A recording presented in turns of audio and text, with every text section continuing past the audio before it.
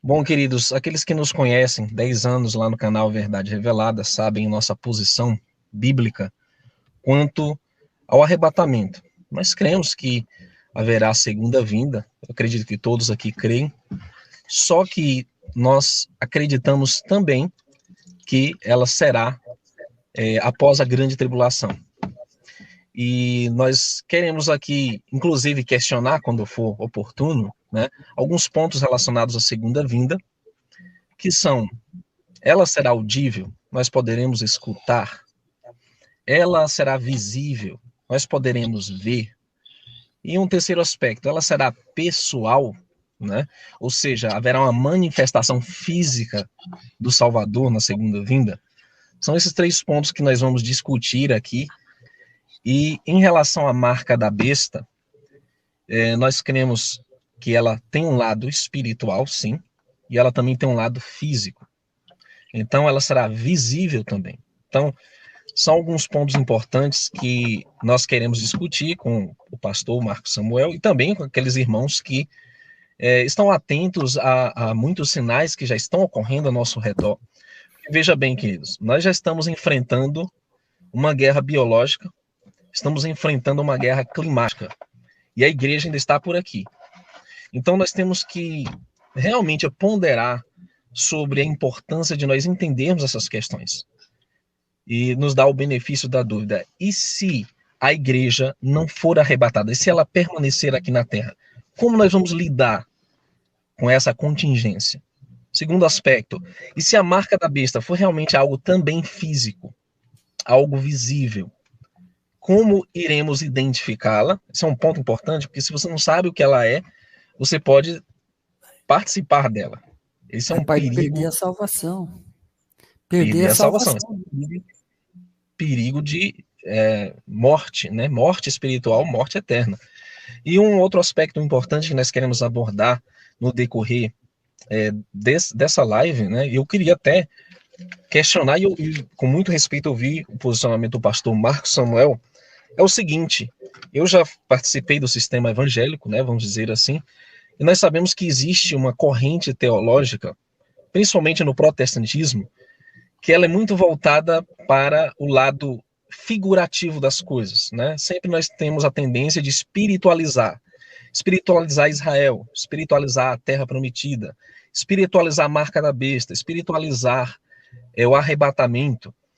E o que eu queria também resgatar aqui juntamente com todos vocês é a questão da visão hebraica, aquela visão dos profetas, dos antigos patriarcas, né? Quanto às questões. Porque a teologia que nós temos, ela é uma teologia, digamos assim, é, pós,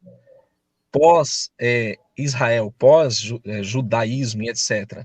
Então ela é muito focada nessas questões de espiritualizar tudo. E um aspecto que me leva a entender melhor as coisas é que existe uma visão teológica patriarcal, que chamam de Antigo Testamento, mas eu acredito que é o Taná, as Escrituras, onde as coisas são observáveis de dois prismas, não só o espiritual, mas também o físico. Então, para as pessoas que estão nos assistindo, são coisas que nós devemos levar em consideração.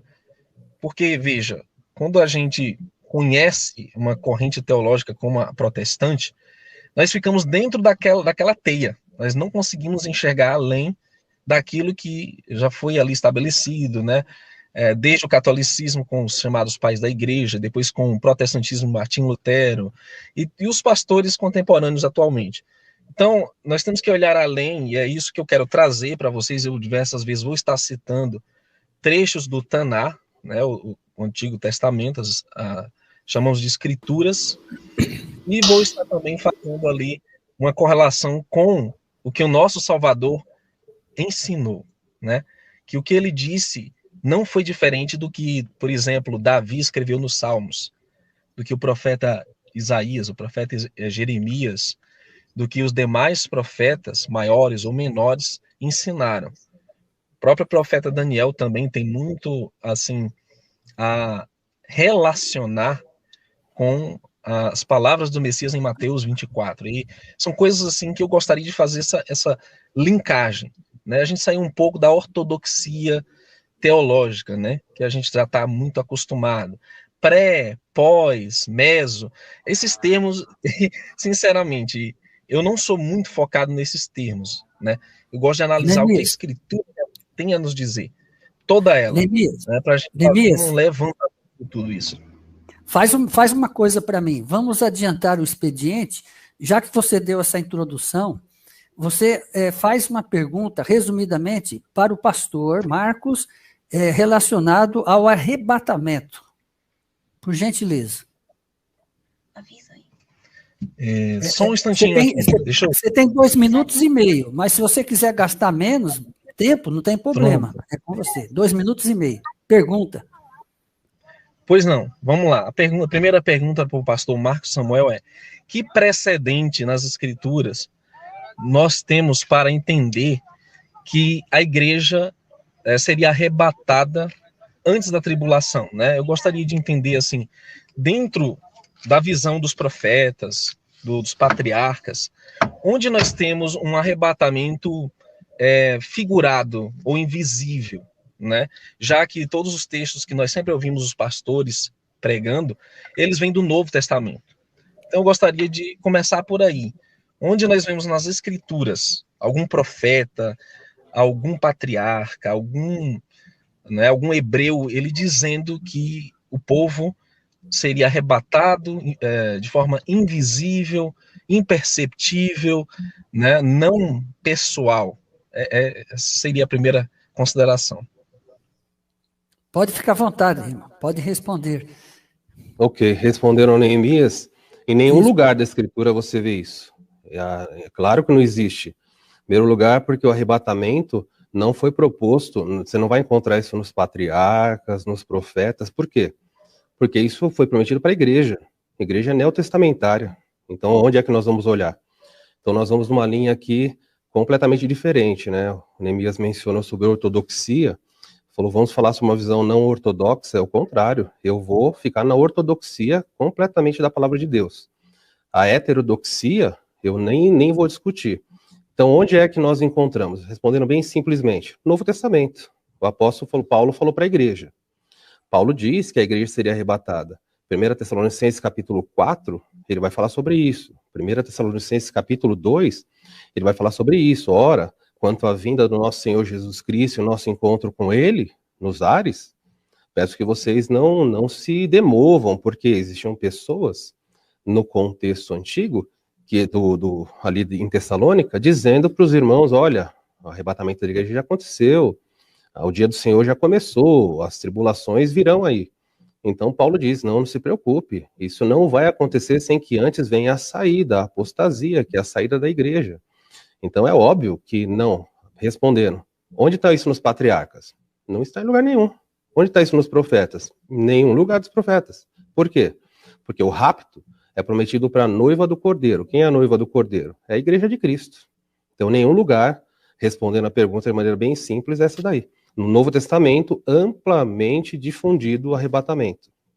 Segundo lugar, onde está que o arrebatamento vai ser invisível? Em nenhum lugar, porque isso não é bíblico.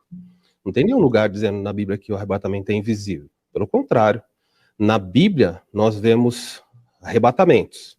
Os 3 que são narrados, só tem 3 narrados. E os 3 foram visíveis. Nós temos Elias. Elias foi arrebatado ao céu. Foi invisível? Claro que não, Eliseu estava lá olhando. Depois nós vimos o arrebatamento de Jesus, em Atos capítulo 1, quando ele sobe ao céu na frente dos seus discípulos. Foi invisível? Não, foi visível, todo mundo viu. E o terceiro arrebatamento narrado nas Escrituras, Apocalipse capítulo 11, as 2 testemunhas são mortas e elas são levadas ao céu à vista de todas as pessoas que estão ali. É invisível? Não.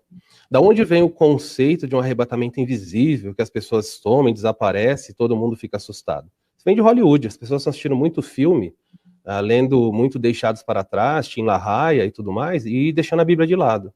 Mas se olharmos na Bíblia, não acharemos em nenhum lugar arrebatamento silencioso ou invisível. Beleza, pastor, obrigado pela resposta. Agora é 2 minutos e meio para a réplica do Neemias Gomes. Muito bem.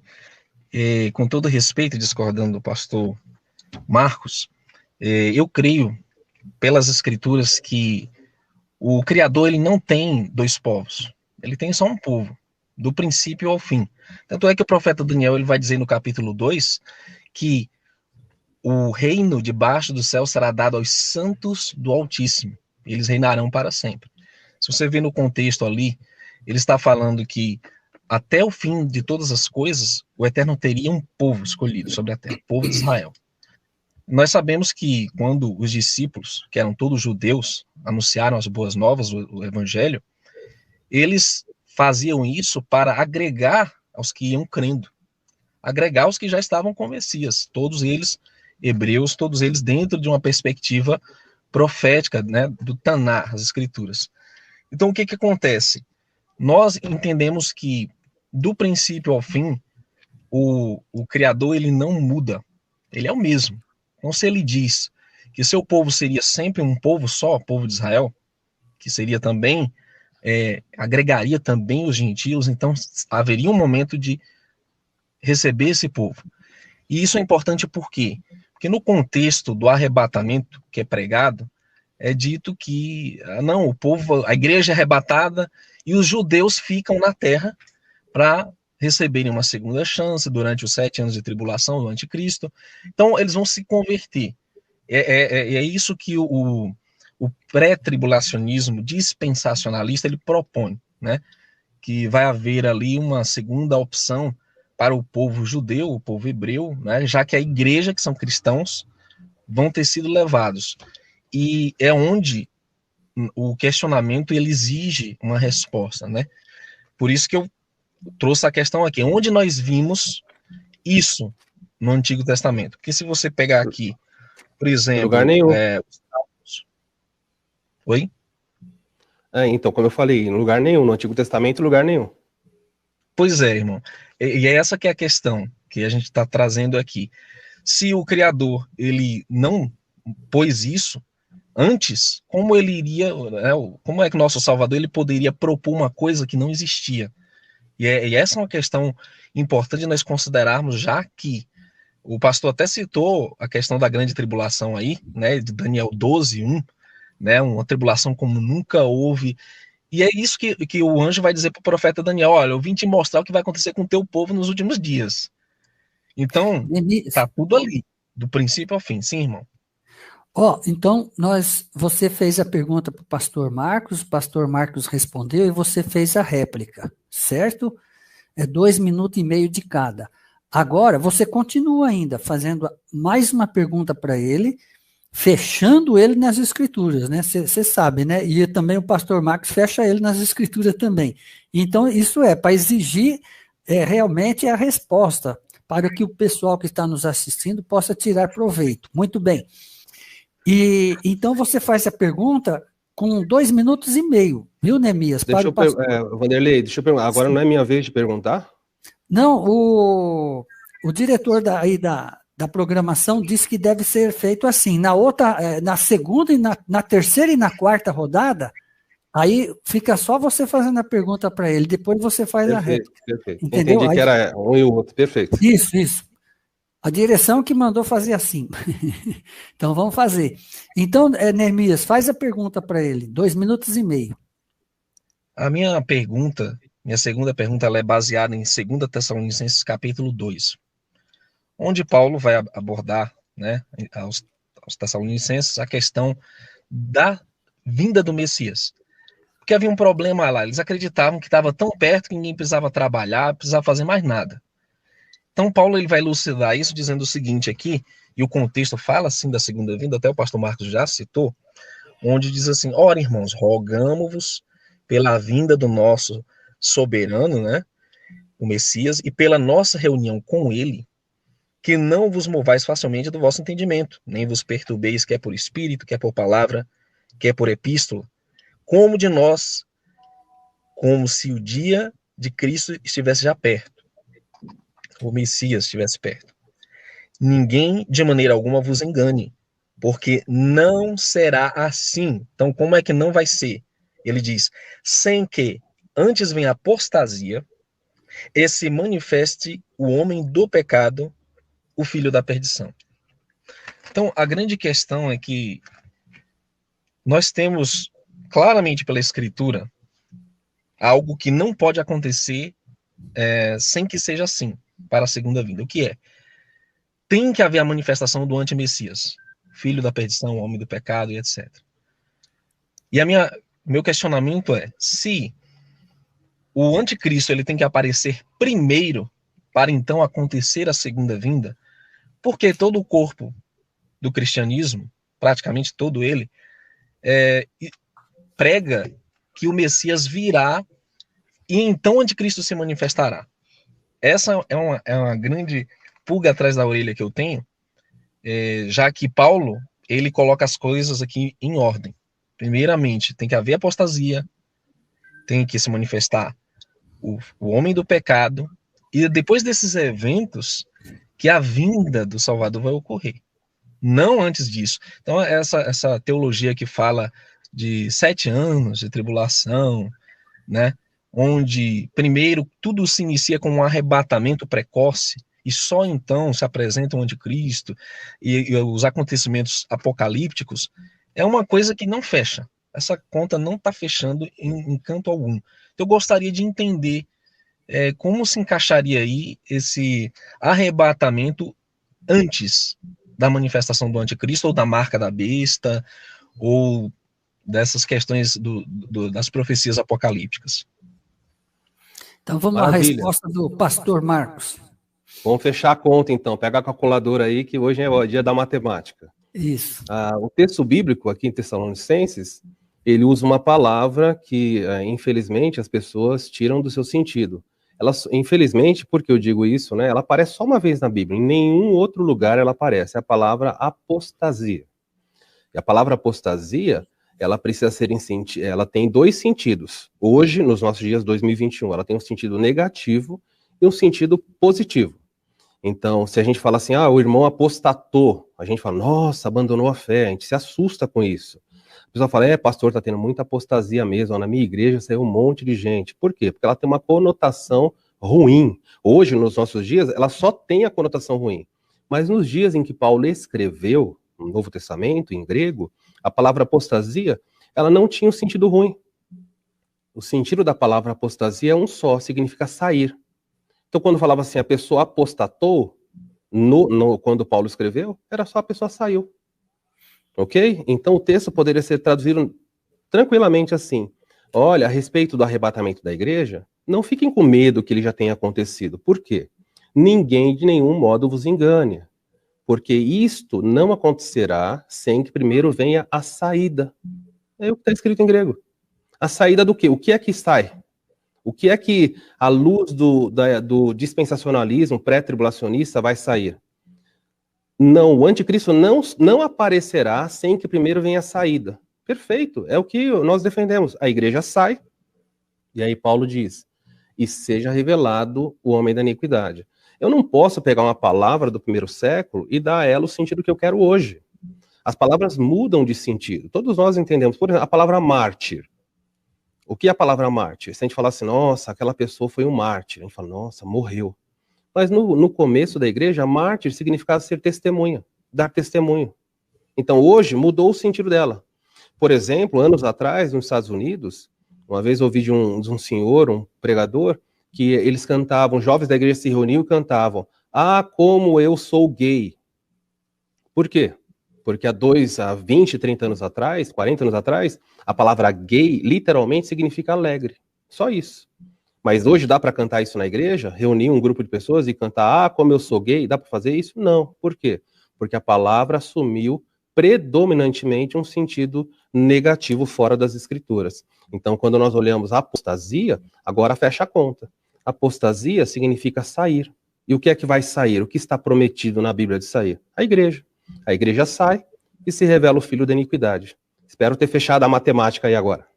Ok, pastor Samuel, Marcos Samuel, né?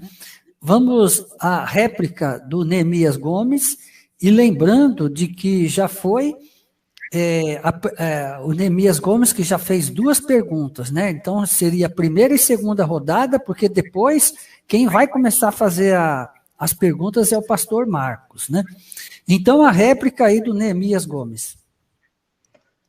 Eu gostaria de discordar mais uma vez do pastor, que o termo grego, ele é, na verdade, decair, ou cair da graça. É realmente o abandono da fé, como nós entendemos. Porque o que o nosso Salvador disse em Mateus 24 foi: virão falsos cristos, enganarão a muitos. Aí é uma apostasia.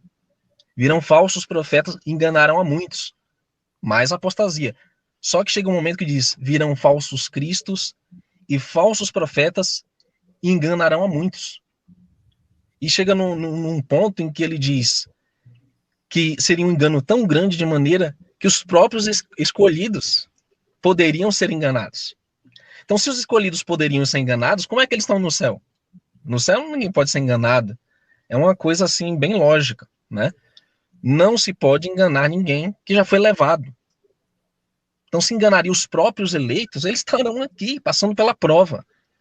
Tanto é que já existem falsos profetas, já existem falsos cristos, mas nada comparado, gente, ao que está chegando por aí. Nós vamos ver a operação do erro, que segundo Tessalonicenses fala claramente que o Criador vai enviar para aqueles que não amaram a verdade antes tiveram prazer na iniquidade. Então, o que está para chegar é de proporções bíblicas. E o abandono da fé não é tipo sair de uma congregação, de um templo, não. Abandono da fé é rejeitar totalmente as escrituras, o Criador, o Messias, rejeitar todos os valores cristãos que nós conhecemos. E o anticristo ele vai fazer isso, por meio do cientificismo, por meio dos milagres, por meio de tantos outros prodígios, sinais que ele vai manifestar. Quem sabe até uma suposta cura para esse problema biológico que aí está. Então, será um engano de proporções tão grandes que, se possível, os eleitos seriam enganados, mas os eleitos não serão enganados. E é isso que nós temos conforto, né, esperança que não vai acontecer, porque as pessoas vão despertar e vão olhar e vão dizer: puxa, realmente, isso aqui não tem condição. Nós não podemos nos arredar das escrituras, da palavra. Já estão rejeitando o criacionismo do Gênesis, já estão rejeitando o patriarcado, que são valores judaico-cristãos, já estão rejeitando um monte de mandamentos já pré-estabelecidos desde a fundação dos tempos. Então imagina a apostasia que vai haver para que então, né, se manifeste nessa aparição do anticristo e seja implantada essa marca da besta, tudo junto, sem que haja o tal arrebatamento. Ok, então nós já vimos aí o Neemias Gomes começando, fazendo 2 perguntas para o pastor Marcos Samuel, né? Então agora nós vamos inverter agora o assunto. O assunto vai ser sobre a marca da besta, né? A marca da besta, se será um chip, será na mão, na testa, é espiritual, como que é esse negócio da marca da besta? Então o pastor tem 2 minutos e meio para perguntar para o Neemias Gomes, formular a sua pergunta, claro, e perguntar para o Neemias Gomes. Por gentileza, pastor, fique à vontade. Vanderlei, eu prefiro fazer da seguinte forma, então. Eu deixo o Neemias fazer as perguntas dele, porque como eu combinei com o Alexandre, eu tenho um PowerPoint aqui que ele está numa ordem, que precisa ser seguida. Ah, sim. Okay? Então, o Neemias pode fazer todas as perguntas e aí depois eu faço as minhas. Aí fica, sobre o tema, sobre a marca da besta? O tema da marca da besta? O meu tema agora seria arrebatamento, porque o dele falou de arrebatamento. Então faz o seguinte, deixa ele fazer todas as perguntas e depois eu faço as minhas.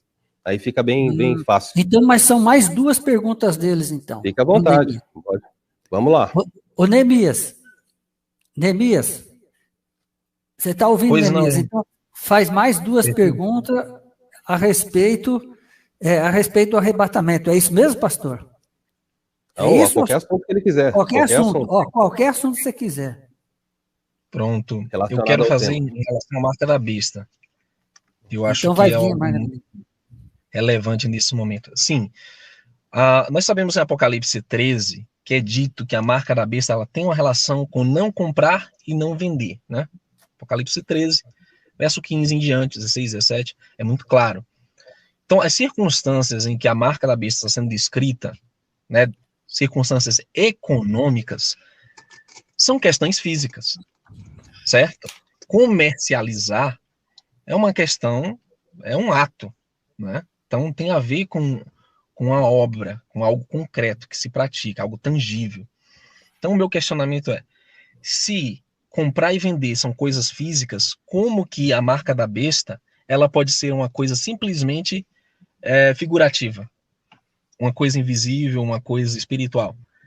Porque, imagina, você vai comprar alguma coisa e aí você tem que, sei lá, mostrar algo ou manifestar algo simplesmente espiritual, então não vai ter algo realmente tangível, porque se você olhar no relato histórico de toda a humanidade, Satanás, ele sempre se utilizou de artifícios para marcar um território, pôr a marca dele, com símbolos, com apetrechos. Por exemplo, Nero, ele fazia uma prova de fogo com as pessoas, que era fazer uma fila, e elas tinham que declarar a lealdade delas ao império.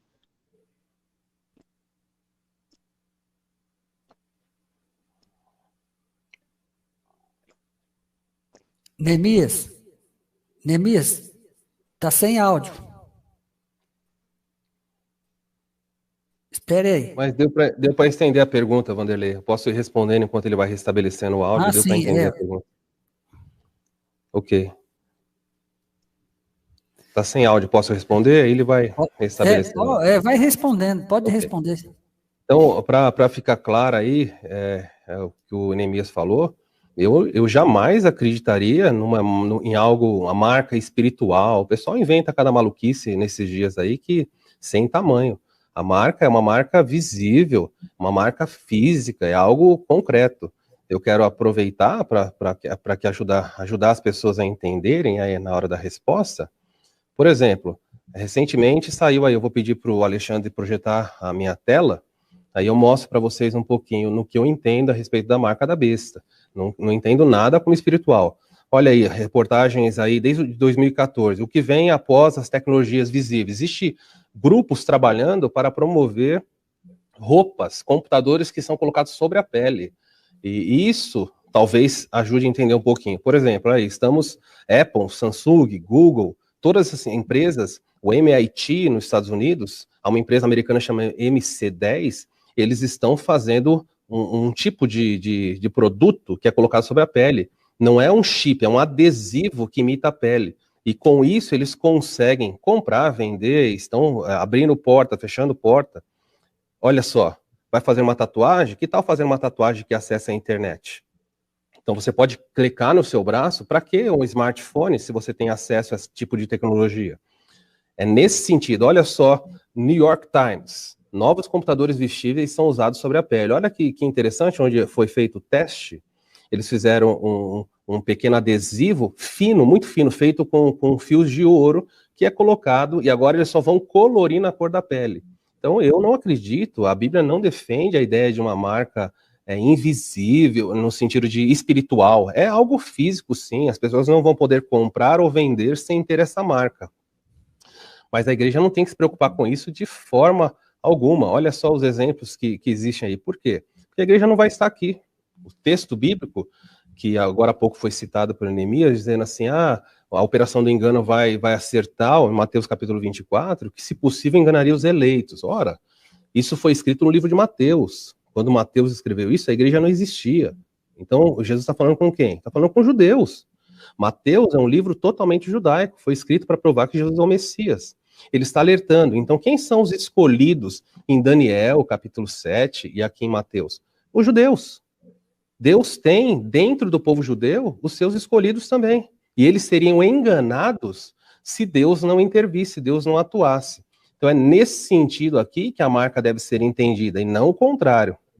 Não devemos ficar procurando respostas imaginárias. Às vezes, eu tenho a impressão que as pessoas criam espantalhos e batem nos espantalhos. O dispensacionalismo, ele não alegoriza essas coisas, pelo contrário, eu acho que eu sou a vertente dispensacionalista, é a vertente mais textual que tem. A gente só vai espiritualizar quando for ultra necessário e o texto mostrar que é isso. Fora isso, nós vamos ficar com a literalidade do texto. Então, eu acho que o Neemias talvez esteja falando, apresentando como se eu defendesse algo espiritual, uma marca, um 666 invisível, sensitivo, nada disso, é isso mesmo. É uma marca que vai ser visível, as pessoas vão receber a marca, não será imposta obrigatoriamente, elas vão voluntariamente aceitar, não vai poder comprar ou vender se não tiver a marca. Porém, isso é sobre as pessoas do mundo e sobre as pessoas que se converterem ou permanecerem aqui durante a tribulação. A igreja de Cristo não estará aqui. Neemias, é contigo. Réplica. Agora é a réplica. Vocês estão me ouvindo? Estamos. O sistema desligou o microfone do meu celular e eu coloquei aqui um fone para tentar falar com vocês. Mas vamos lá. Eu vou discordar do pastor novamente, porque a igreja tem que ser provada no fogo, para que ela se apresente sem mácula, sem mancha, sem ruga, como Efésios fala. Para que a prova da vossa fé seja como ouro é provado no fogo. Você só tira a escória do ouro quando você passa pelo fogo, derrete esse ouro todo, e depois ele passa por um processo de peneiramento para que fique só ouro puro. Então, a minha grande questão, e eu até já pensei em questionar alguns irmãos quanto a isso, e se os irmãos perceberem que não foram arrebatados, perceberem que não vai haver arrebatamento, e tiverem que enfrentar a grande tribulação? Porque, normalmente, nós partimos do pressuposto, e eu acho que até meio presunçoso, que não, eu serei levado. Né? As pessoas dizem, não, Deus me ama, Deus é fiel, que noivo vai maltratar sua noiva? Esse tipo de argumento que as pessoas têm, jurando de pés juntos que vai ser arrebatado. Mas a minha questão é, e se? E se forem deixados? E se todos ficarem? Porque, ao meu ver, nós já estamos enfrentando um problema biológico gravíssimo, que é o corona, que é a coroação do anticristo. Corona em latim é coroar, né? Então já começou a nova ordem mundial, os planos para estabelecer o governo do anticristo, marcar com a marca da besta todo o povo. E, enquanto isso, você tem todas as lideranças religiosas, evangélicas, dizendo assim, não, nós apoiamos a OMS, é isso aí mesmo, tem que vamos dizer assim, dar picadinha para os irmãos. E eu vejo que as lideranças, elas estão muito alinhadas com as lideranças políticas, as lideranças né, dos órgãos competentes da saúde, e tipo, nós não houve arrebatamento ainda, então nós não temos que nos preocupar com nada. E eu acredito que esse é um ledo engano, que vai fazer com que muitos recebam a marca, adorem o anticristo, e ainda esperando um arrebatamento que não vai acontecer. Então, esse que é o grande problema do fim dos tempos, né? As pessoas, elas teriam a ilusão, essa é a operação do erro, a grande ilusão, grande engano que vai acontecer no fim dos tempos. Então, minha pergunta é essa. Não é pergunta, era só a comentário. réplica, é o comentário, isso mesmo. Então, o pastor Marcos, na sequência, ele continua fazendo a pergunta ou é o irmão agora que pergunta? Acho que é a última pergunta dele, depois fica para mim. Ah, Pode entendi. concluir. Então vamos lá. Neemias, faz mais uma pergunta para ele, que o pastor vai responder. Pronto, a minha pergunta é exatamente essa. E se o pastor Marcos Samuel, que acredita no arrebatamento pré-tribulacionista, ele estiver aqui durante a tribulação? E se ele não puder comprar e vender, como é que ele vai fazer? E o que ele vai dizer para os membros dele que não se prepararam por causa dele, dizendo que não precisava se preocupar, ficar de boa, aproveitar que ia subir de primeira classe, etc. É essa a questão que eu quero trazer aqui. Então, irmão, 2 minutos e meio para responder.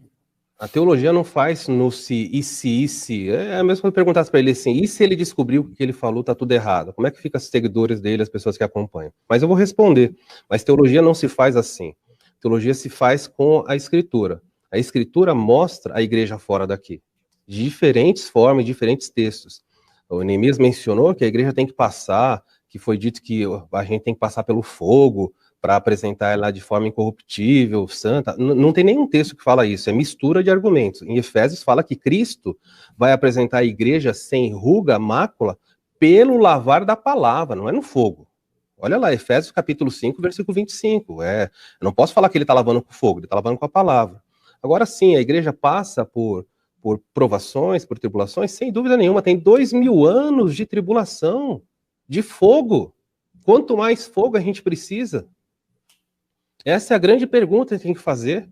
2000 anos já não purificou a igreja. Se colocar mais fogo, olha a igreja como nós estamos. À medida que o fogo aumenta, nós estamos, esse longo da história aí, olha para a igreja atual. A igreja está mais santa, mais forte ou mais fraca? Se aumentar o fogo aqui, não vai sobrar mais nada. Então nós estamos vivendo aquilo que Deus falou, o pré-anúncio de que a igreja será tirada. Agora, desdobrar isso, falar que o coronavírus é a coroa do anticristo, eu não sei nem por onde ir, não tem nem cabimento falar isso. Por quê? Porque o coronavírus é um tipo de vírus. Já surgiu há muito tempo atrás, não é agora. O nome dado coronavírus agora é para o Covid-19, SARS-CoV-2, existem vários tipos. Aliás, o nome corona, falar que é coroa, olha, eu nem vou nessa direção porque aí vai ser só especulativo. Aí eu posso falar qualquer coisa. Se eu for falar isso aí, que coroa é coroa do anticristo, aí a gente vai sair do tema aqui, o tema tem que ser na Bíblia. Mas o que eu diria, respondendo a pergunta, se o arrebatamento não for pré-tribulacionista, o que vai acontecer? Se o anticristo surgir, preste bem atenção, o anticristo surge, como é que eu sei que a tribulação começou? Haverá um acordo de paz entre ele e Israel, firmou o acordo de paz, derrubou a mesquita lá, fez o templo, você sabe que o pré-tribulacionismo está errado. O que eu diria para você? Imediatamente seja mesotribulacionista. Ore a Deus para que o arrebatamento seja na metade da tribulação.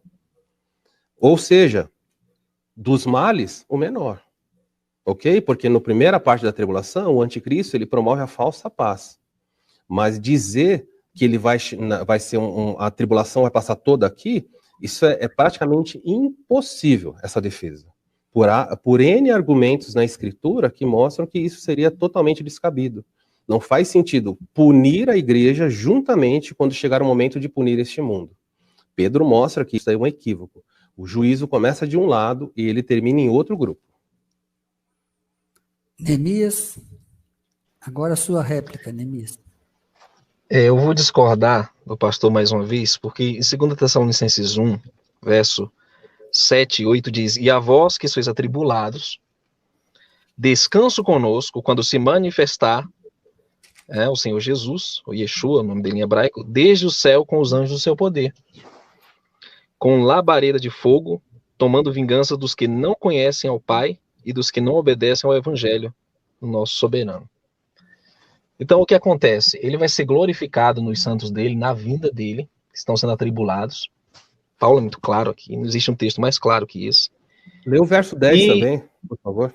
E ele vai, eu vou chegar lá, e ele vai também dar paga em tribulação aos que vos atribulam. Ou seja, a igreja vai estar sendo atribulada, que é composta de judeus e gentios, segundo Paulo, em Efésios 2, 10 em diante, né, 2, 14, 15. Um povo só, judeu, gentil, grego, não importa.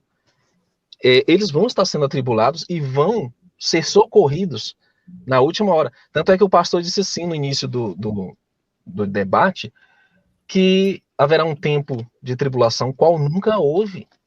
Mas é nesse tempo que o povo será livrado. Ou seja, o povo vai ser livrado na tribulação, né? Então, nós cremos firmemente que o que o Messias disse em Mateus 24 foi muito claro. Aquele que perseverar até o fim é que será salvo. O fim não é apenas 7 anos faltando para o fim. O fim não é 3 anos e meio faltando para o fim. O fim é até o fim mesmo. É até o período total da tribulação. E o que nós entendemos é que há uma importante necessidade das pessoas investigarem no que elas creem. Da onde surgiu o dispensacionalismo, né, pré-tribulacionista, o arrebatamento antes da tribulação? Isso surgiu agora no século XX. Isso é novo. Surgiu lá com Margaret MacDonald, né, com Schofield, Barney, John Darby, né, o teólogo que formulou o dispensacionalismo. Isso não existia nem sequer no protestantismo medieval, isso nunca existiu nem entre os discípulos. Essa ideia de um arrebatamento pré-tribulacionista, ou que a igreja seria eximida da grande tribulação. Pelo contrário, nós vimos que o Messias, ele fala que depois da aflição desses dias, aí ele viria. É muito claro que ao que vencer é que vai herdar todas as coisas. Então tem que vencer a tribulação. Ok, beleza. Então já terminamos já 4 perguntas do Neemias, não é isso? E aí o pastor respondeu, depois o Neemias fez a réplica. Então o Neemias falou muito mais do que o pastor Marcos. Então agora eu vi que o assunto está mesclado, né? O assunto do arrebatamento, o assunto inclusive aí da marca da besta, né? O chip. E eu quero também agradecer aí a participação, tem bastante pessoas participando no chat aqui, escrevendo, e estamos com uma boa audiência, graças a Deus. Agora o pastor Marcos, então, é que continua agora com as perguntas para o Neemias. Tá certo assim, Ok. pastor? Tá certo. Perfeito, vamos lá. Ele, Beleza. infelizmente, no versículo 10 de 1 Tessalonicenses 1, não é? Que diz, para aguardar do céu o seu Filho, que ressuscitou dos mortos, Jesus, que nos livra da ira vindoura. A ira vindoura é o que está vindo aí na frente da tribulação. Então, ler só uma parte sem entender o resto, aí não dá muito certo. Mas vamos lá para a minha pergunta, para a gente conseguir caminhar aí de maneira produtiva. Estou compartilhando minha tela novamente. Se quiser apresentar para o público, por favor. Existem 3 ordens muito claras na palavra de Deus dadas aos crentes. Primeiro texto, Romanos 13, diz assim: todos devem se sujeitar às autoridades, pois toda autoridade vem de Deus, e aqueles que ocupam cargos de autoridade foram ali colocados por ele. Portanto, quem se rebela contra a autoridade se rebela contra Deus, e será punido. Pedro, por causa do Senhor, submetam-se, olha aí, a todas as autoridades, sejam reis como a autoridade máxima, sejam oficiais nomeados por ele, para castigar os que fazem mal e honrar os que fazem bem. E a última ordem da Bíblia é, Paulo diz a Timóteo, eu exorto vocês que sejam feitas, ele dá uma ordem, orações, intercessões e ações de graças em favor de todos os homens, em favor de reis e todos que acham investido de autoridade, para que vivam uma vida tranquila. Aí estão 3 ordens da palavra de Deus que são inegociáveis. Todo verdadeiro servo de Deus tem que obedecer essas ordens. Sujeição à autoridade, obediência àquelas autoridades que ele colocou, orar agradecendo por eles e clamar por essas autoridades. Então, minha pergunta ela é bem simples. Já que o pós-tribulacionismo defendido pelo Neemias ensina que a igreja permanecerá na terra durante todo o período da tribulação, a minha pergunta é simples. A igreja irá obedecer à ordem bíblica que foi dada nesses 3 versos? Em primeiro lugar, ela vai se submeter ao líder anticristo durante a tribulação? A Bíblia manda se submeter. Vamos nos submeter a ele? A igreja aqui vai se submeter? Em segundo lugar, Paulo diz que temos que orar pelos governantes. A igreja do Neemias vai orar pelos governantes? Vai orar pelo anticristo? Precisamos saber disso aí. Em terceiro lugar, Paulo diz para prestar ações de graça pelos líderes. A igreja vai louvar e agradecer a Deus pelo anticristo, em obediência aos textos que nós mostramos? Minha pergunta é essa, a primeira pergunta para o Neemias. Como é que ele vai fazer durante a tribulação? Ele vai submeter o anticristo, orar por ele, louvar a Deus por ele? Essa é a minha primeira pergunta. Muito bem. Atos 5:29, nós temos aqui um princípio muito importante quanto à questão das autoridades, aos governantes, etc. O princípio é, mais importa obedecer ao Criador do que aos homens. Então, você deve ser um bom cidadão, você deve pagar seus impostos, você deve submeter às leis do Estado, aos poderes constituídos, até que eles se oponham à lei do Criador, à vontade do Criador. Aí, quando esses poderes se opuserem às leis que já estão sendo formadas aí, leis de gênero, leis de, enfim, tantas coisas contra a constituição da família, né, o patriarcado. Quando ela se opõe ao Criador, aí você não obedece, né? Você vai ser chamado de subversivo, e é por isso que vai haver a perseguição, como houve no passado, mas uma escala maior agora no fim dos tempos. Então, primeiro, ninguém vai se submeter ao anticristo, porque ele é o filho da perdição, é o iníquo, é aquele que pratica iniquidade. A anomia é pecado, é transgressão da Torá, transgressão da lei do Altíssimo. Ninguém vai orar pelo anticristo, porque orar por aquele pecado de morte não tem jeito. Então, é uma situação diferente, né, em que nós vamos se encontrar do que a situação atual, a nossa contingência. Terceiro, ninguém vai louvar e agradecer a Deus pelo anticristo, porque nós sabemos que o próprio anticristo, ele vai cumprir as profecias. Então as profecias têm que se cumprir de toda forma. Então nós temos que simplesmente fazer o que os profetas diziam: escondei-vos por um pouco, meu povo, até que passe a tormenta, né? Está lá nos profetas. Nós temos que saber que os santos serão entregues na mão do anticristo por um tempo dos tempos, metade de um tempo, em Apocalipse 13. Os santos serão consumidos pelo anticristo, em Daniel 7, 25, 26 em diante. Então nós sabemos que isso é profético. A igreja terá que ser provada. O Apocalipse 20, verso 4 diz que o número dos mártires, ele tem que ser completado, né? Aqueles que vão se recusar a receber a marca da besta ou adorar a besta. Então, vai haver uma resistência na terra. O Criador, ele vai ter seus filhos, suas testemunhas sobre a terra, resistindo ao anticristo, como Elias resistiu a Acabe e aos profetas de Baal, a Jezabel. Como no passado, o Criador levantou grandes homens que defenderam a sua palavra. Já concluiu. Fato é, Neemias, assim, infelizmente, agora virou o jogo, né? Porque tem a escritura aí e não dá para fugir dela. A Bíblia fala para se submeter a todas as autoridades, até as más. Paulo se submetia a Nero, Pedro se submetia a Nero.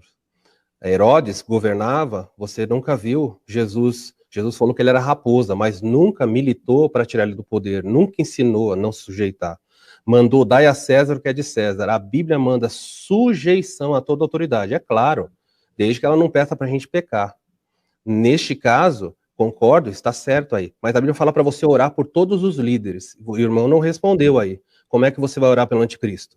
Ou vai falar que só tem que orar pelos líderes bons? Porque é uma ordem, exorto, ordeno que vocês façam súplicas e ações de graças, louvem por todos. Então é fácil a gente construir uma teologia, mas a gente abre uma cama, depois tem que deitar nela. Ela tem um desdobramento. A igreja está aqui? Ah, legal. É essa a posição que o irmão defende? Ok. A Bíblia manda orar pelos líderes, manda se submeter aos líderes. E agora? Vamos reunir a igreja durante a tribulação e falar: irmãos, hoje nós vamos orar pela liderança do anticristo. Vamos pedir para que ele tenha sucesso nos empreendimentos dele. Vamos orar pelo quê? Porque os cristãos também oraram por Nero. Eu quero saber como é que a igreja vai orar pelo anticristo. Muito simples aplicar isso. A igreja não estará aqui. Por isso, esses textos aqui não estarão em vigor sobre o povo de Deus que foi levado ao céu. Essa é a razão óbvia porque a igreja não está aqui. É bonito ver a maneira como nós construímos, às vezes, a nossa teologia, mas depois nós não desdobramos, não damos passos na direção a lidar com isso aí. A igreja tem que obedecer, são ordens. Sujeição, oração e louvor não são negociáveis. Eu posso não concordar com o governante de um país. Há pessoas, crentes, irmãos nossos, que estão na Coreia do Norte, debaixo de um poder, pior país do mundo para se ser um crente. Eles vão dizer, é o diabo em pessoa lá. E a Bíblia vai dizer, ore pelo Kim Jong-un, ore por ele. Então não podemos dizer agora, não, vamos estar num outro momento, vamos estar de uma outra forma. Não, aí não se aplica. Se aplica exatamente dessa forma. Ordens de Deus não são discutidas nem ajeitadas, elas são cumpridas. Se a igreja estiver aqui na tribulação, ela tem que submeter ao anticristo, naquilo que ele não pedir que for pecado. Orar por ele, e deve louvar e agradecer a Deus. Essa é a razão, porque a igreja, em hipótese alguma, vai estar aqui nesse momento. Então, o irmão Marcos Samuel ainda tem a palavra para elaborar outra pergunta. Vamos lá. Há um alerta na palavra de Deus sobre o anticristo. Mateus capítulo 24, versículo 15 a 20, diz a Bíblia assim: chegará o dia em que vocês verão aquilo que o profeta Daniel falou, a terrível profanação, que será colocada no lugar santo. Está falando do anticristo, e aí vem a ordem. Leia e preste atenção. Quem estiver na Judéia, fuja para os montes. Quem estiver no terraço, no alto da casa, não desça para pregar as suas coisas. Quem estiver no campo, não volte para pegar o manto. E agora vem. Que terríveis são aqueles dias para as grávidas e para as mães que estiverem amamentando. E o próprio Jesus vai dar uma ordem aos seus discípulos. Olha que ordem. Orem para que a fuga de vocês não seja no inverno e nem no sábado. Texto muito claro, muito simples de compreensão. Então, minha pergunta, neste caso, é a seguinte. Já que o pós-tribulacionismo ensina que a igreja permanecerá, vai estar aqui durante a tribulação, eu tenho uma pergunta. Por que a igreja deveria orar para que o anticristo não se manifeste ao mundo em dia de sábado ou em tempo de inverno? Qual é o problema? Por que Jesus está mandando a igreja, vocês vão estar aí durante a tribulação, hein? Igreja, tome cuidado. Começa a orar para que o anticristo não surja no sábado. Para que isso? Orem para que não seja no inverno. Por que a igreja não tem agasalho? Qual é o problema? Qual é o medo? Olha aí. Minha pergunta então é Neemias, a igreja não poderá fugir do anticristo se for um sábado? Por que Jesus quer que a gente ore por isso? Segundo lugar, qual é o problema para a igreja se o anticristo surgir durante o inverno? Qual é a implicação disso para nós? Vamos começar a orar agora, reunir a igreja e falar, irmãos, Senhor, por favor, tem misericórdia de nós. Não deixe o anticristo surgir no sábado. Por que será? Senhor, por favor, quando o anticristo surgir, que seja verão. Inverno não, por favor, inverno não. Por que será que a igreja de Cristo precisaria orar por essas razões? Neemias, responde para nós aí, já que a igreja vai estar aqui, talvez o povo de Deus precisa saber por que não orar para ser sábado e por que não orar para ser no inverno. Exatamente, porque justamente o contexto implica que a questão é ir à fuga. Então tem que fugir. Então, a nossa fuga, ela não pode se dar de última hora sem uma rota de fuga, sem um plano, sem uma preparação. Por isso que eu questionei o pastor sobre que plano de contingência ele tem para os seus membros, né? E os pastores em geral, caso eles estiverem aqui na tribulação. E aí? Porque já que nós não vamos poder comprar nem vender nesse sistema, nós vamos ter que ter um plano para se alimentar durante esse período.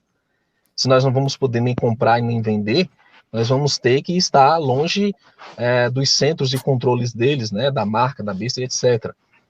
Então, voltando à questão, orar, adorar, obedecer, isso tudo é uma questão de livre-arbítrio. Ninguém é obrigado a orar por ninguém, ninguém é obrigado a adorar ninguém, ninguém é obrigado a obedecer ninguém.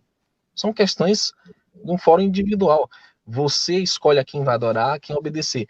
Então, eu queria ler Daniel 11, 35 e diante, mostrando claramente que o anticristo vai ter uma resistência. Por isso que nós sempre gostamos de concluir algumas das falas dos nossos vídeos com nós somos a resistência.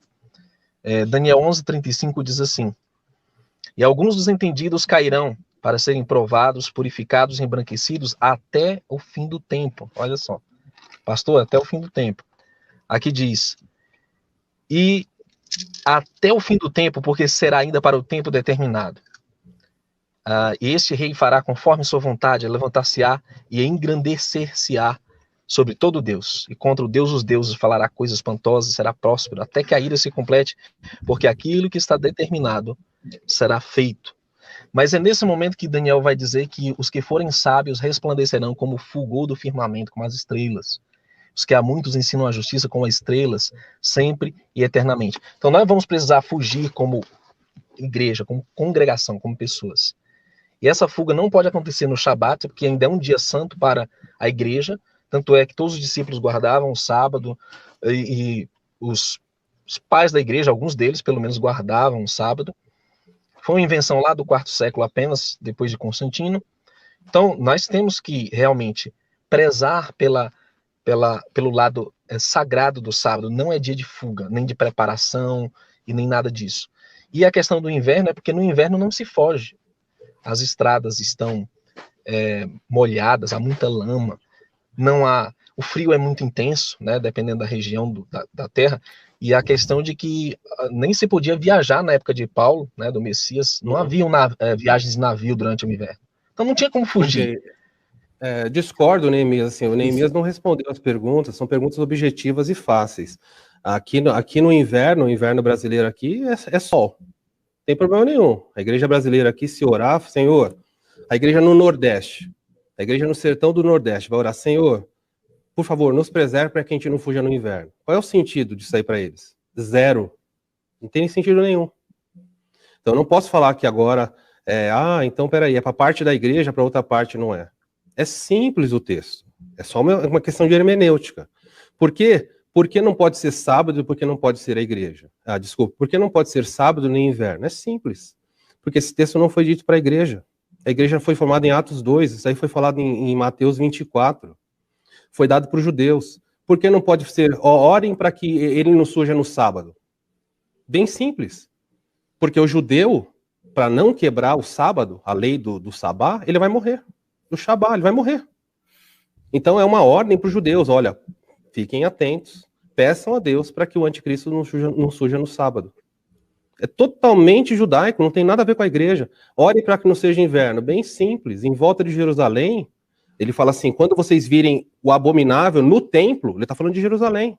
Por que não pode ser inverno? Porque em volta de Jerusalém neva no inverno, não dá para correr na neve, afunda.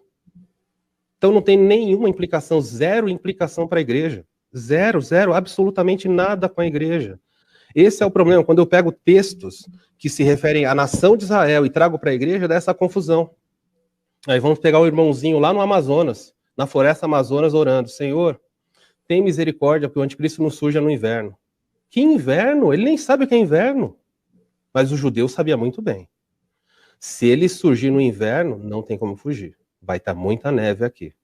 Se ele surgir no sábado, o judeu vai preferir morrer do que quebrar a lei. Então, orem para que não seja em nenhuma dessas ocasiões. É simples assim. Quando a gente pega o texto bíblico e fica só com o texto bíblico, a gente não cria fantasias. E se não cria fantasias, o texto nos limita. Então, nós temos aqui um manual.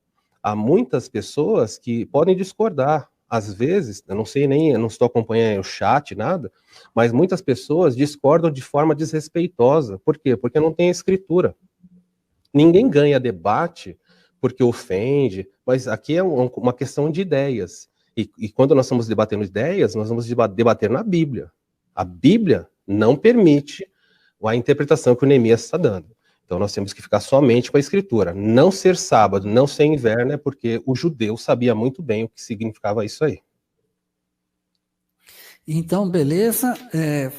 Agora vamos para a terceira pergunta, né? Porque ainda o irmão tem esse direito, né? Conforme combinamos. Fica à vontade. Há um alerta da palavra de Deus. De novo, vamos ficar só com a escritura. Mesmo que as pessoas não concordem, não importa. Aqui, o objetivo do debate aqui não é ter ibope. O objetivo é ser bíblico ou não. Então, sendo bíblico, para cada uma das perguntas, eu estou colocando os textos, postando para todo mundo poder ler. Não é minha opinião. Se for minha opinião, você pode jogar fora. Mas é a Bíblia. E a Bíblia, ela não importa o que a gente pensa, se a gente concorda ou não. A Bíblia é a verdade imutável. Se a gente ficar bravo ou não, a Bíblia é a verdade. Um alerta da palavra de Deus sobre o anticristo. Olha o que ela diz. Quando vier o Filho do Homem na sua majestade, e todos os anjos com ele, olha o que fala de Jesus. E então, somente então, quando Jesus voltar, ele se assentará no trono da sua glória. E o que acontece quando ele se senta no trono da sua glória depois de ter retornado à terra? Todas as nações serão reunidas à sua presença e ele separará uns dos outros. Como o pastor separa cabritos das ovelhas e porá as ovelhas à sua direita e os cabritos à esquerda. Está aí um texto bíblico que os pós-tribulacionistas têm que responder. Então, o arrebatamento pós-tribulacionista, aí eu fiz um desenho gráfico para simplificar, tá bom? Então, essa linha azul é a linha do tempo, a tribulação é o que vem aí à frente em vermelho, o foguinho pequeno significa o começo da tribulação, a primeira metade da tribulação, e o fogo maior, o que é chamado grande tribulação. Aí, entrando na tribulação, à luz do que o Neemias falou, nós temos esse branquinho aí que são as ovelhas de Cristo, e você tem esse escurinho aí que são os bodes, os incrédulos. Então, ambos, olha só, segundo essa posição, a posição pós-tribulacionista, que o Neemias defende, Jesus arrebata suas ovelhas ao término da tribulação, permanecendo na terra, após o arrebatamento, apenas os não salvos. Então, para simplificar isso, ó, bodes e ovelhas vão passar pela tribulação juntos. Então, a igreja e os ímpios, todo mundo vai sofrer na mão do anticristo. Ok, essa é a visão do Neemias. No final da tribulação, Jesus vem à terra. E o que acontece quando Jesus vem à terra? Opa! As ovelhinhas de Jesus se encontram com ele nos ares. Esse aí é o arrebatamento pós-tribulacionista. Bem graficamente mostrando, tá bom? As ovelhas e os bodes passaram juntos no arrebatamento, segundo Neemias diz. As ovelhas são tiradas, encontram com Jesus nos ares e depois voltam à terra. Então, minha pergunta, sendo objetiva, é essa daqui. Visto que quando as ovelhas subiram, ficaram na terra só os bodes, ficou só bode aqui, Deus levou todo mundo, Jesus levou todo mundo. Que ovelhas são estas que Jesus encontra na terra logo após o seu retorno, para separar dos bodes, no julgamento das nações de Mateus 25? Vou falar de novo. Ele separou, levou as ovelhas, ficou só bode na terra. Quando ele volta e chega aqui na terra, Mateus 25:33 fala que ele junta as nações e separa ovelhas de bodes. A minha pergunta é, que ovelhas são essas que ele vai encontrar na terra para separar? Se ele acabou de levar todas as ovelhas com ele, ficou alguma ovelha? Ele esqueceu dessas ovelhas? Eu preciso que o Neemias explique isso aí. Quem são as ovelhas que vão estar na terra logo depois que ele volta? Se ele já separou. Não vai falar que ele vai separar de novo, hein? Porque ele já separou. Quando ele arrebatou as ovelhas, separou. Aí volta na terra, tem mais gente para separar. Que ovelhinha é essa que ficou para trás? Neemias. Apocalipse 13, pastor, responde sua pergunta no verso 7. E foi-lhe permitido, a besta, fazer guerra aos santos e vencê-los. E deu-se-lhe poder sobre toda tribo, língua e nação. Então, quem são esses santos aqui que serão combatidos pelo anticristo, já que todo mundo foi levado? São santos de segunda classe? Não. São os santos mesmo do Altíssimo que estarão presentes aqui. Voltando à questão de Mateus 24, o contexto lá, um será levado, outro será deixado. Você vê isso nos versos 19, 18, 17. É o contexto, sim, do fim dos tempos. É o povo. A grande questão, a confusão, né, que é feita no sistema religioso é que existem 3 vindas. Só que a Bíblia em nenhum momento fala que o arrebatamento é uma vinda e que a segunda vinda é outra. Isso não existe. Só existem 2 vindas. A primeira já aconteceu, a segunda se dará, né, onde haverá essa separação de bodes e ovelhas.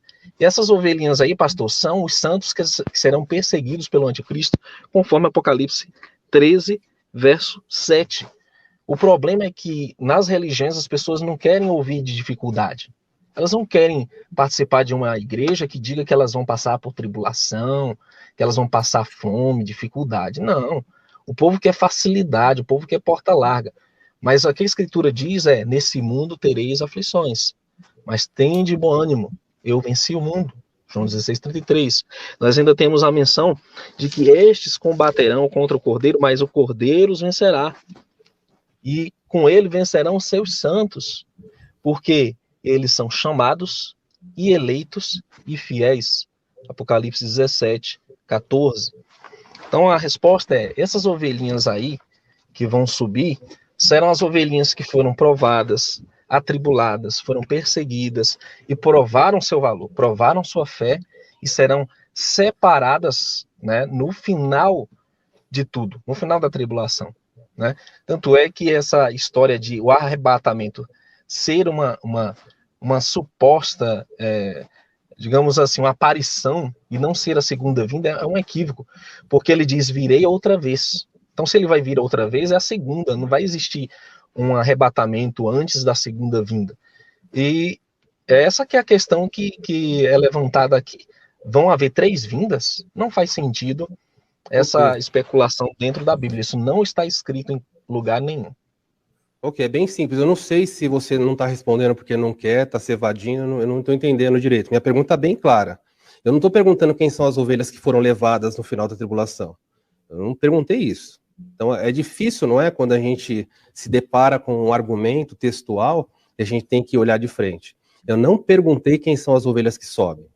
Ok? Isso eu sei, na visão pós-tribulacionista, quem subiu são os crentes, que passaram pela tribulação, conforme o Neemias acredita. A minha pergunta é, quando ele volta à terra, em Mateus 25, fala que ele tem que separar ovelhas de cabritos de novo. Olha que pergunta simples. Quem são essas ovelhas que ficaram aqui que ele está separando de novo? É só isso. Mas o Neemias não respondeu. Então aí isso fica complicado num debate, porque assim, são perguntas óbvias, claras, mas eu tenho que ficar me desdobrando aí para fugir, não é? Então aí não tem jeito. Em respeito também à pergunta, a colocação que foi feita aí, nenhum lugar o dispensacionalismo diz que há 3 vindas. É uma coisa tão fácil, é que não deu tempo de eu desenhar aqui também, fazer um gráfico. Bem simples, ok? Eu moro numa cidade e eu falo assim, eu vou até São Paulo, eu vou até a sua casa, então eu vou usar aqui o Vanderlei, tá bom? De exemplo.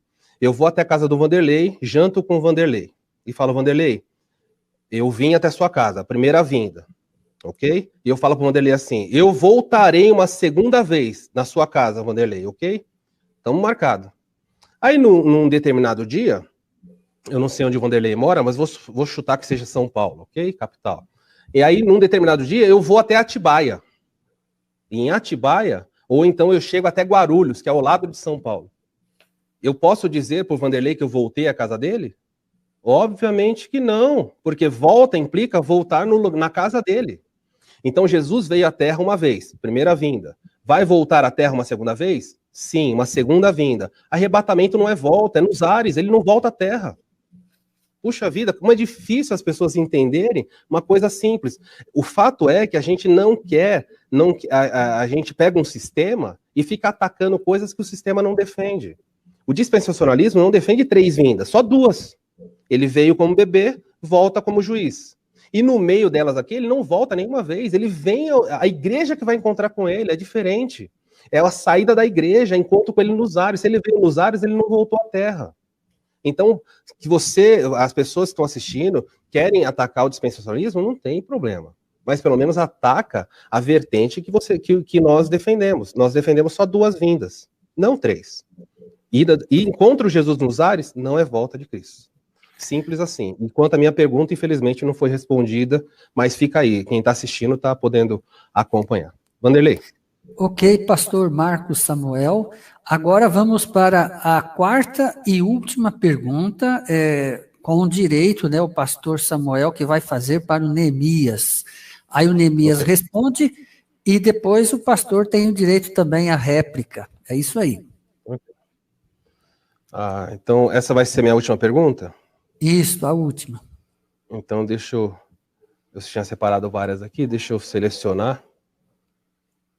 Aí fica mais fácil.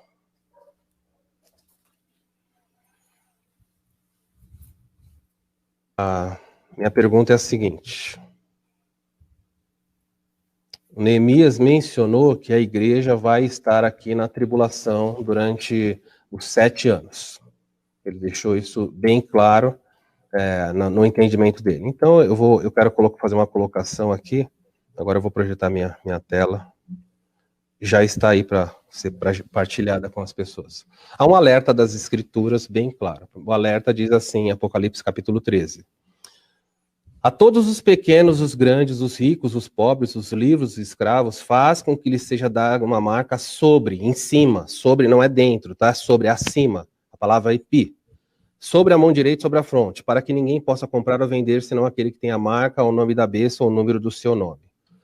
Em Apocalipse 14 é dito, aqueles que adorarem a besta e a sua estátua, ou aceitarem, veja aí que não é obrigatório, é uma liberalidade da pessoa, ou aceitarem a sua marca, beberão o vinho da fúria de Deus, serão atormentados com fogo e enxofre. A fumaça do seu tormento subirá para todo sempre, não terão alívio nem de dia nem de noite, pois adoraram a besta e a sua estátua e aceitaram de novo a marca do seu nome. Minha pergunta, Quem receber o número da besta pode se arrepender depois de tomar essa decisão? Porque, veja, a igreja toda aqui na Terra, não é, sendo perseguida, o anticristo aí matando aos milhares, queimando. O que vai acontecer? As pessoas vão receber a marca da besta, depois elas podem se arrepender? Porque se o Neemias disser que elas podem se arrepender, então, automaticamente, não tem outra via, automaticamente diz que a Bíblia pode falhar. Porque a Bíblia diz claramente que quem recebeu será atormentado. Recebeu a marca é atormentado. Então é possível que alguém receba a marca da besta e se arrependa? Se é possível a pessoa se arrepender, então a minha pergunta é, a Bíblia mentiu ou está errada? A Bíblia pode falhar? Acho que deu para entender aí. As pessoas vão receber, à luz dos textos que eu mostrei aqui, vão receber a marca da besta. E a Bíblia faz uma promessa. Serão atormentadas por todo sempre. Já que a igreja vai estar aqui, conforme o pós-tribulacionismo diz, a minha pergunta é simples. Quem receber a marca vai poder se arrepender? Vai poder voltar atrás? Se a resposta for sim, vai poder voltar atrás, então a Bíblia mentiu e está errada. Por favor, Neemias. 2 minutos e meio, Neemias. Eu acredito que o senhor está deturpando esse contexto, querendo conduzir a um pensamento. Em nenhum momento diz que todos vão receber a marca da besta. Eles vão tentar. Agora, o Apocalipse 20, no verso 4, que eu já citei, diz assim: e vi tronos, assentaram-se sobre eles, e foi-lhes dado o poder de julgar. E vi as almas daqueles que foram degolados pelo testemunho do Messias e pela palavra do Pai, e não adoraram a besta, nem a sua imagem, não receberam sinal em suas testas, nem em suas mãos, e viveram e reinaram com o Messias durante 1000 anos. Então, está muito claro que nem todos vão aderir à marca da besta. O que nós vemos na Bíblia é que, por exemplo, 2/3 irão ser mortos, né, no decorrer do cumprimento profético. O profeta Zacarias, ele vai dizer que vai restar 1/3 das nações. Então, nós não podemos generalizar e conduzir o pensamento dessa maneira. Não podemos deturpar esse contexto. As coisas que vão acontecer, elas estão muito claras. E eu devolveria até a pergunta, ora, se todos vão receber a marca da besta, por que então vão haver aqueles que foram degolados pelo testemunho? E a questão de, todos vão ter que adorar a besta, né? É por isso que nós vimos a fuga lá de Mateus 24. Foi respondida claramente. Depois da aflição desses dias, virá o Filho do Homem. O contexto de Mateus 24, 20, 21 em diante, está falando do fim dos tempos, e não para judeus. E ressaltando que a igreja, ela é constituída de judeus e gentios, não só de gentios. Não existem 2 esposas. Isso não existe em canto algum na Bíblia. O Messias só tem uma noiva, que é composta por um todo. Então, levando em consideração isso, que vão haver mártires, vão ser perseguidos, vão morrer, alguns vão estar vivos. Paulo dizia, nós, os que estivermos vivos, olha aí, pastor, vão haver aqueles que vão estar vivos na vinda do Messias. Paulo queria ser um deles, né, em Tessalonicenses, mas nós vemos claramente que vai haver uma perseguição e vai haver uma resistência ao anticristo, sim. O livro de Daniel, capítulo 11, 12, é muito claro que os santos vão fazer proezas, eles vão brilhar como estrelas no meio das trevas. E é para isso, meu irmão e minha irmã, que você está sendo chamado agora, para ser a resistência do Pai, durante os tempos que estão aí chegando. Eu acredito que nós já estamos no fim dos tempos. Começou com essa arma fabricada pela elite Illuminati, e está de colunho com a OMS, com as lideranças religiosas, com os políticos, para dizimar uma grande parte da população. A minha pergunta foi se a pessoa que recebeu a marca pode se arrepender. Eu não entendi nada. Não pode se arrepender, pastor. Mas aí vai ter aqueles que não vão receber marca nenhuma. A minha pergunta foi forçar as pessoas a acreditarem que todos serão obrigados. Você, telespectador, veja bem, minha pergunta foi, quem recebeu a marca pode se arrepender? Ele não respondeu, ele só fugiu da resposta. Não pode se arrepender. Então, mas vão haver aqueles que não vão receber a marca. Quando você apresenta um argumento bíblico e mostra, a Bíblia fala assim, quem aceitar a marca será condenado. Ok? Quem aceitar assim. E quem não aceitar? Um minuto só, Neemias, agora eu tô com a palavra. A Bíblia fala, quem aceitar a marca será condenado. A minha pergunta, gente, a coisa mais clara é pergunta de EBF, de escola dominical, para criança. Quem receber a marca pode se arrepender? Rodou, falou, Illuminati, para lá e para cá. Era só responder, não pode arrepender, ou sim, pode se arrepender. É simples assim. A questão é que a resposta direta a uma pergunta simples desmonta um sistema. Não tem, Deus, a Bíblia é muito clara, em Gálatas, Paulo diz assim, e os que andarem em conformidade com essa ordem, que é a igreja, paz esteja sobre vocês. E aí ele termina falando assim, e sobre o Israel de Deus. Deus tem um povo no Antigo Testamento chamado Israel, e Deus tem um povo no Novo Testamento chamado igreja. A igreja é formada por judeus, gentios, tem muitas pessoas, mas misturar os dois, eu sou judeu, a igreja é judaica, de que tribo você é, você fica me assistindo? De que tribo? Você consegue identificar sua tribo? É óbvio que você não consegue identificar, sabe por quê? Porque você não é judeu. Simples assim.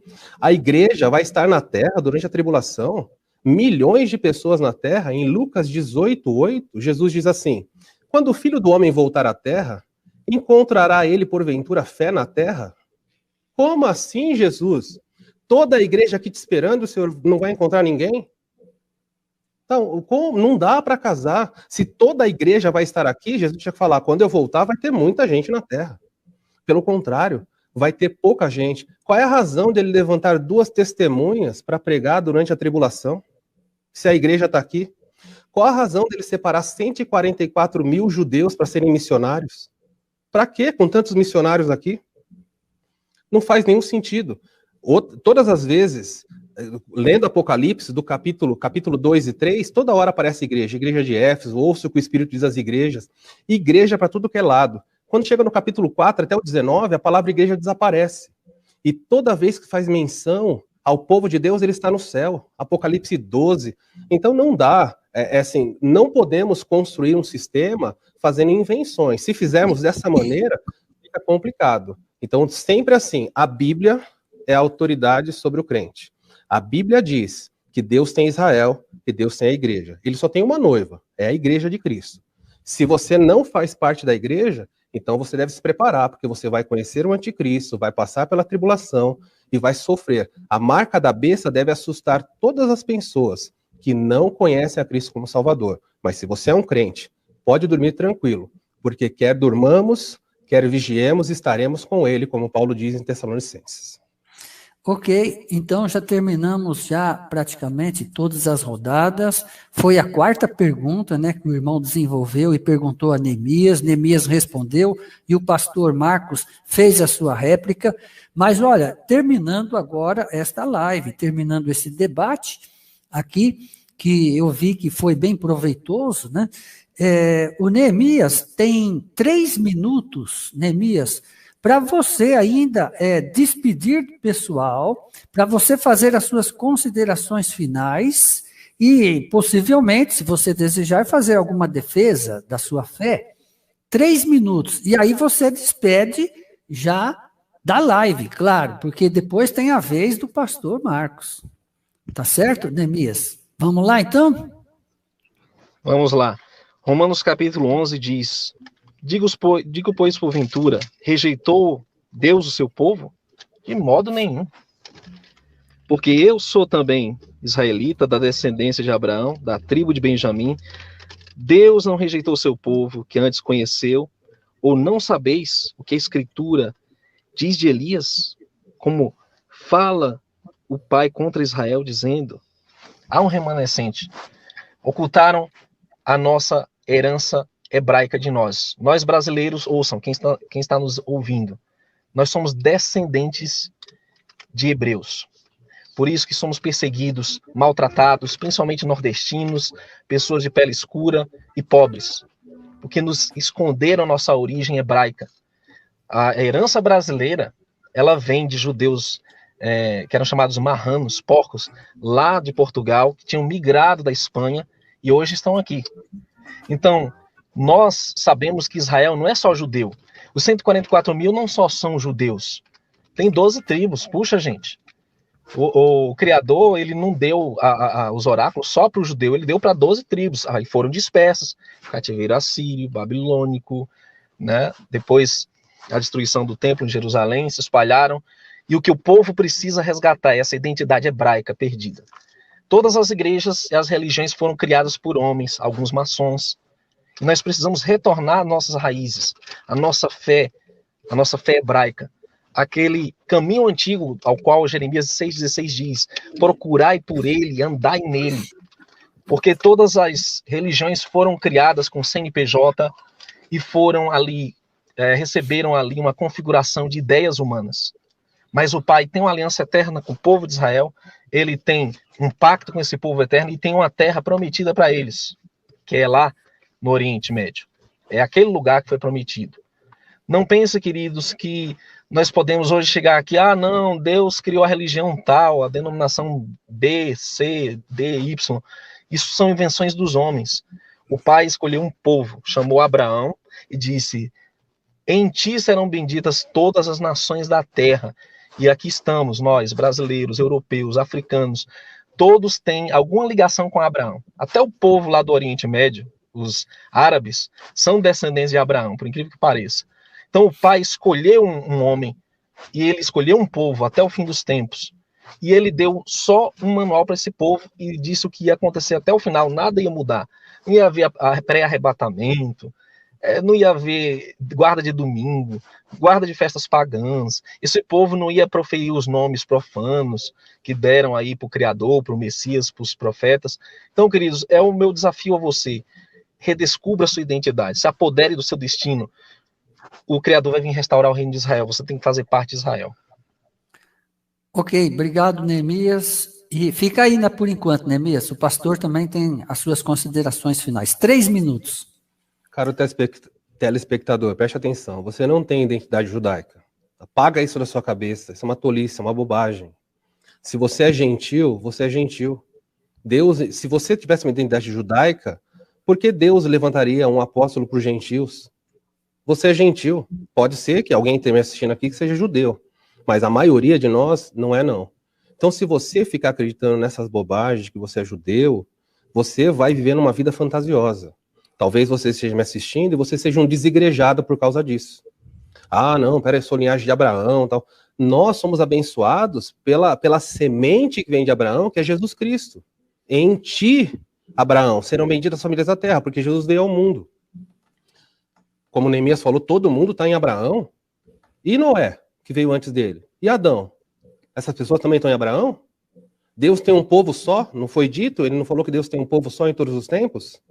Os judeus surgiram em Abraão. Como é que fica Noé? Noé não é povo dele? Enoque, que andou com Deus, não é povo dele?